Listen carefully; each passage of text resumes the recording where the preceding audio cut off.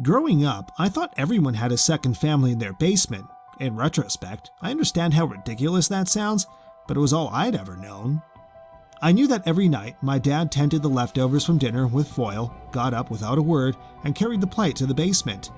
I'd listen from my room as he lumbered down the creaking steps, held my breath to hear the muffled mumblings of his greeting.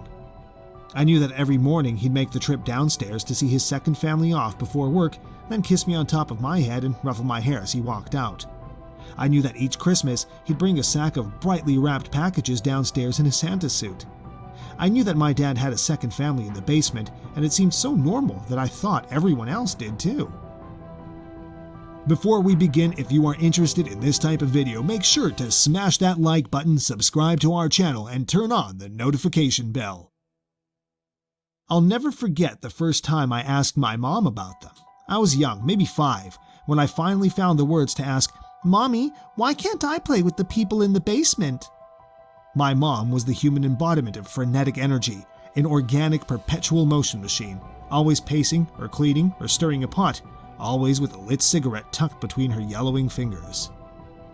I'll never forget that, as that question hung in the air, she finally stopped for the first time. Her stillness was unsettling in a way I can't quite explain. "We don't talk about them," she rushed, chasing the hurried statement with a lengthy drag off her cigarette. She blew a plume of smoke out the opened window before leaning down to meet me at face level, her bloodshot eyes mere inches from my own. "You don't need to play with the kids, but the kids need Daddy." She paused again, the haunting image of her at a standstill etching itself into my mind permanently. Finally, she muttered, "Daddy needs them too." That night, I heard my mom shrieking at my dad in their bedroom. I was surprised that they didn't know that I knew, more shocked, frightened even, to find out they didn't want me to know. Most of all, they didn't want me to tell anyone at school, anyone at all, really. After that night, everything was different.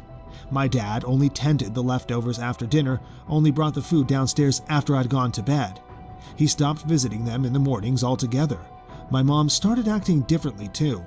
I'd always noticed that she was distant from my dad, had always noticed how she bristled under his touch, how she stole away to the other side of the room whenever he entered. But it got worse after that. As a kid, I felt deeply guilty. I felt like I'd ruined my parents' marriage. But I was just a kid and I was curious. My mom meant to dissuade me from asking more questions, but she accidentally gave away something that made me even more curious. The downstairs family had kids, maybe kids my own age, to play with. I needed to know about them, in the way that little kids need to understand all of the strangeness in this chaotic world, need to make sense of the nonsense that surrounds us daily, the nonsense that we become acclimated to as adults but struggle with endlessly as children, like a puzzle or a riddle or a word problem on a math test about buying 80 watermelons. Another change following that critical night. The basement door was fitted with a sturdy lock. Even still, I needed to know. There's something horribly dreadful about finding out that a second basement family is abnormal, something more horrible about not knowing who or why. By the time I was 7, I made up my mind to get to the bottom of it. To avoid getting in trouble, I could only investigate when 3 conditions were met. I was home from school, my dad was still at work, and my mom wasn't around to catch me. These circumstances very rarely overlapped, but the first time I came home from school to find that my dad's car wasn't in the garage and my mom's endless movement had driven her to the point of exhaustion, I threw off my shoes and crept to the basement door, quiet in my socked feet. And then I knocked. It was a quiet knock, for fear of waking my mom from her nap, but it was a knock nonetheless.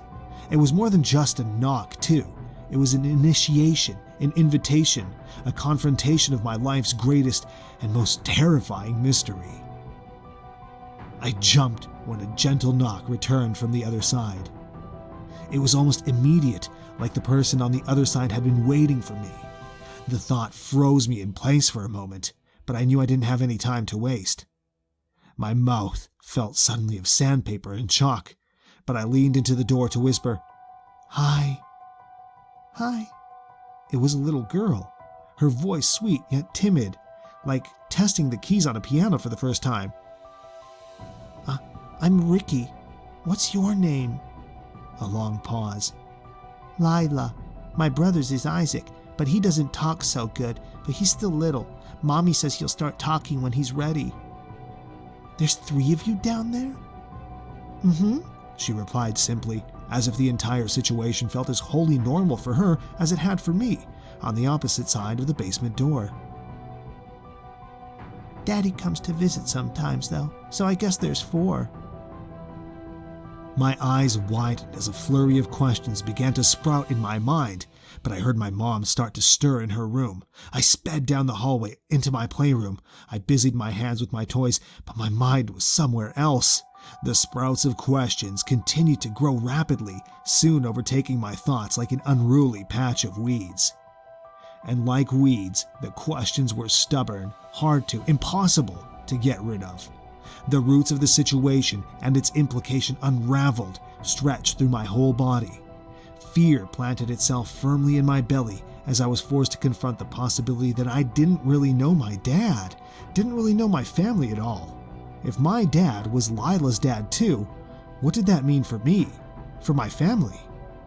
And why wasn't she allowed to come out of the basement? Over the next couple of years, I stole away to the basement door in those rare moments of freedom. I got to know Lila, got to like her, and eventually to even love her. She was my best friend. As a kid, I was pretty lonely. My classmates shied away from me for reasons I couldn't quite understand, like something about me was inherently repellent to my peers. I only had one friend at school. And at home, I had Lila. As we spoke more, a never-ending stream of back-and-forth questioning crammed into the briefest moments of time, we both came to understand the differences between us, between our lives and our circumstances. The differences that at first felt so normal grew bigger and sharper and scarier than either of us could comprehend. The unfairness of it all became impossible to ignore. Lila lamented that she wasn't allowed to go to school, that she couldn't go outside to play, or make friends, or ride bikes around the cul-de-sac in the summer until the street lamps flickered on and the cicadas started to scream. She even longed for the things I loathed most: homework, rinsing off my dishes after dinner, tidying up my room each Sunday morning. She said she'd lived in that basement all of her life and was probably even born down there. She couldn't remember anything different before being locked up in the cold and musty room. I'm ashamed to admit this, but eventually I couldn't manage the guilt I felt for living the life Lila never had, could never have in my mind. I was so young, so naive, I didn't know how to manage the situation anymore. So I did the only thing I could think of. I stopped trying. I stopped visiting Lila. No more secret, whispered exchanges. No more quick knocks on the door just to let her know I was there, that anyone at all was there for her. Days and weeks and months and years trickled by, with Lila never quite leaving my thoughts, but with her existence instead compartmentalized, confined to the basement of my own mind. At home, it was harder to keep my thoughts of her locked away. When my dad brought her dinner hours past my bedtime, I'd lay awake warm in my bed. Sometimes I'd hear her scream. Sometimes I'd hear the tray clatter to the floor, the plate fracturing on impact. Sometimes I'd hear her crying, awful, painful sobs, while I assembled new Lego sets in the playroom. Sometimes she would call out my name. I'll never forgive myself for this. I hate myself for it, and I deserve to. But I ignored her every time. Worst of all, though, was when she started knocking. I was finishing up my science homework for the day when the first knock came. A quiet knock, but a knock nonetheless. An initiation, an invitation, a confrontation. My blood ran cold as I realized where it was coming from, who it was coming from. I hopped on my bike and didn't come home until dinner was on the table. That night, I heard my dad scream back at Lila for the first time, yelled for her to knock it off with all the knocking. He took care of her little brother and her mom, and that they could only do that if they stayed in the basement, if she stayed quiet. She wasn't persuaded, though, and her knocking only grew more frequent and louder. I was about 10 years old by then, so I had a little more freedom, all the freedom in the world compared to Lila. I avoided my house at all costs, only returning in the evenings where I'd be greeted immediately by the knocking. By then, it was less knocking and more ramming the total weight of her body into the door. My mother took to vacuuming the house obsessively just to cover up the noise. She wouldn't even look at my dad in the eye anymore. I imagined the bruises blooming on Lila's shoulder up and down the length of her arm.